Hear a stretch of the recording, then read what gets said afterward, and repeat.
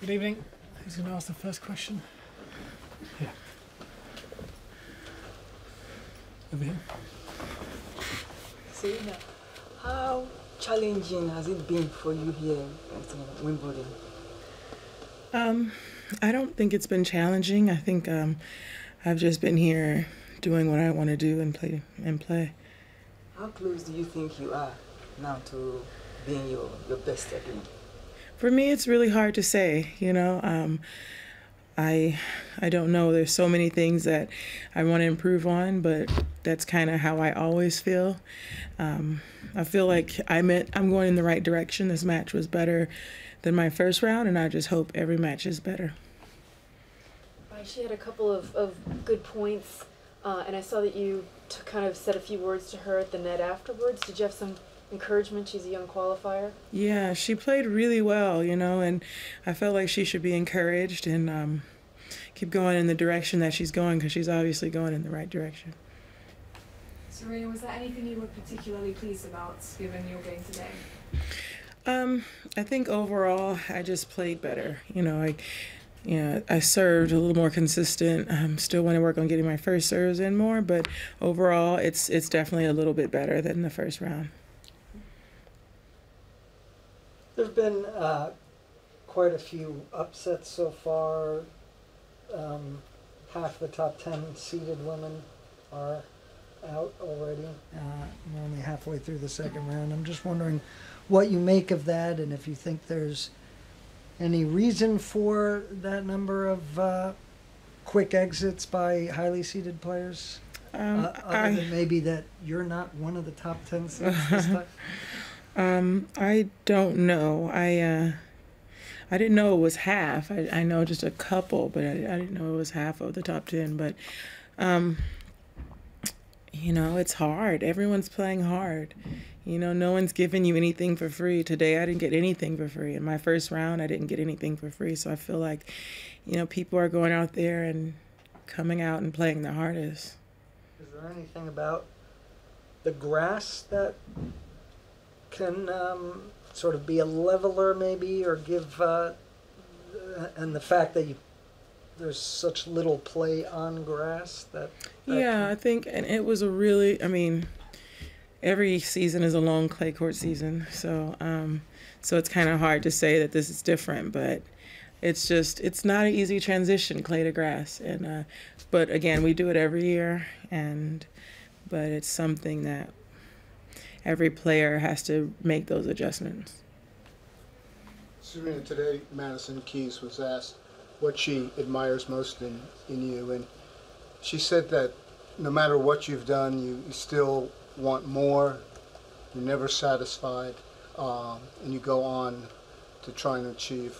Could you talk about that passion, that desire that you have within you? Yeah, I feel like, I don't know, I think it's just something I was born with. I always want to continue to go forward, and I don't like to be satiated with a great result. I want to continue and do more, and for me, that's just who I am. I know you were asked, I think after your first match, about being called Mrs. Williams now, but did you know in the media guide we get here, Wimbledon keeps very detailed marriage records for every female who's made the semifinals at least, and they have in here, you married Alexis Ohanian on November 16, 2017 in New Orleans, and they have multiple marriages for some players and all sorts of other things. Well, hopefully it'll be just one. That's nice or strange that Wimbledon is so up to date on because only for the women players they do this, not for the men. Really? I don't know. I literally have never thought about it, but it's definitely interesting. Yeah, I actually never knew that they had that, so it'd be interesting to know why it's not for both sexes. Yeah. Referring back to your desire, what you spoke about before, never being satisfied, what's the balance between wanting something so much but not wanting it too much? Because some players have been in here just in the last couple of days and said that they've almost been defeated by wanting something too much. How do you find the balance? And that's kind of what happened in my first round. I wanted it so much that it was stressful, you know. So for me, I don't know. I just, my balance is just taking deep breaths and just calming down. I don't know how to find that balance. I definitely, clearly am not the best at finding that balance because I'm always worked up a lot on the court. But I think just figuring it out however way each person can. What have been your observations of other players, and what have been the differences that you've seen between them and you? I don't know. I feel like, especially nowadays, everyone is so pumped and so ready and so intense on the court, and I feel like it's a good thing. I think it brings a lot of excitement to tennis, and for me, it's super exciting to see. Slightly unusually here, Serena, since the start of the tournament, there have been quite a few more women's matches played on the main centre and number one courts than the men's. Is that kind of something you welcome? Yeah, I think it's wonderful. You know, for so many years it was it was two men's, one women, and now it's, you know, several women out there playing. So I think it's a great opportunity and it's great. And they did this the last time I won as well. I think in 2016, I noticed that they were giving more women matches on the center court. So just really proud to be here and play at a tournament that can recognize that.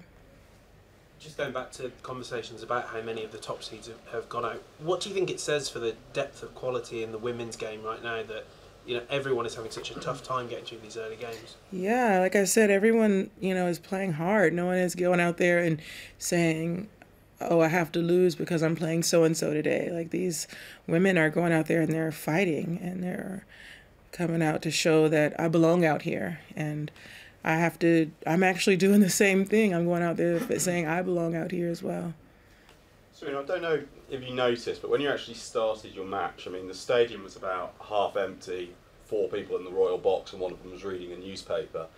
I mean, is there something do you think that can be done to address that? Do they need to somehow kind of filter when people can leave the stadium and come back in? Because it seemed a little bit weird, to be honest. You know, the match before, Roger played before, and, you know, people need to get up and get refreshments. I mean, I know in myself, when I'm a spectator, I'm the biggest refresh-tater, basically. So, you know,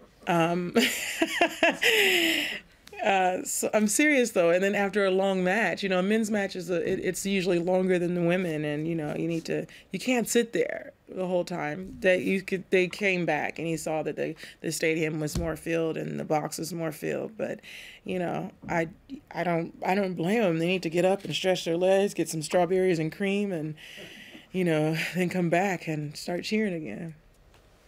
Serena, as a big server yourself, on the men's tour at the moment they have a ton of, you know, really big guys serving huge, you know, million aces per game.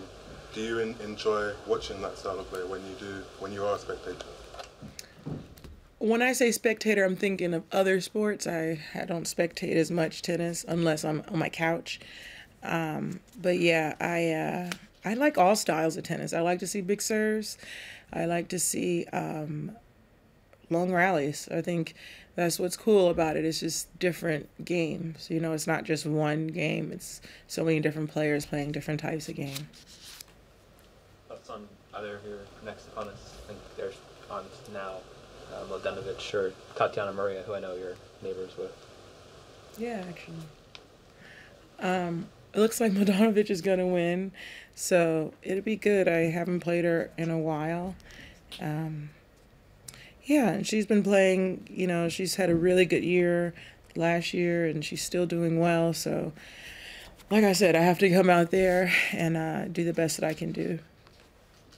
Over the years, there have always been a couple of women who had children who were on tour. I think of Kim coming back, but Victoria Azarenka spoke earlier today, and I wonder with the longevity of women's careers, playing till they're 35, playing in their 30s or beyond, if that might be something that you think we could see more often? I think so. I think it'll be nice to see, you know, ladies live their life and not start having families at my age. But and that's why I think it's so important. I think Wimbledon did such a good thing with the seeding, because it'd be really nice for these women to take a year off and have the most amazing thing in the world, and then come back to their job and not have to start from the bottom and scrape. You know, still give them an opportunity to be out there for bringing life into the world. Serena, you mentioned your appreciation of the different styles in tennis. What do you recall about 10 years ago when Rafa beat Roger for the first time to win the Wimbledon championship, if anything? And what do you make of the differences in their styles? Yeah, I don't remember that at all. I actually was watching a video, and incidentally, just this morning of Rafa playing, and he had the long shorts, and that's all I remember. So I don't remember anything else. Maybe it was a long match. Was I there? Like, I don't even know if I was there that year. So yeah, I have a really bad memory though. How about their contrast in styles? What do you think of that? I think it's great, you know. I think actually now they're a little bit more similar in terms of staying on the baseline a little bit more, but at least Roger does now. So, but they both are starting to play aggressive. Rafa comes to the net a lot more. I actually think both of their games has really evolved. Serena, can I take you away from tennis a little bit? How is your projects in Africa going? Oh, it's going good. I'm actually working on a new project now, so I'm not gonna talk about it, but yeah, it's really exciting. It's going to be a new project. I haven't decided yet. Sorry, Going back to tennis, sorry, you mentioned before about remembering matches. You've played a lot of matches now in your career. In terms of early matches at Wimbledon, how many of them do you remember, and do you think these two matches you've just played will be matches that you remember in years to come? I don't know. I remember some early ones, and I don't remember some early ones, and sometimes I forget them by the time I'm deeper into the tournament, and it's hard to say. These two matches were really, you know, on the way, but I think because it's I'm on my comeback, it's my first Wimbledon, I'll more than likely remember them. Last question. Among other things, over the past couple of decades, you've really traveled the world as a kind of wonderful ambassador for the United States. I'd like to ask a general question on July 4th, but what is it that you love about our country? What makes you feel good about being an American? You know, I just spent my whole life, you know, was raised in America and Compton, California, and I have wonderful memories of growing up and, you know, being able to have an opportunity to play tennis and to travel the world, and I'm really grateful for that. Thank you. Thank you. Thank you.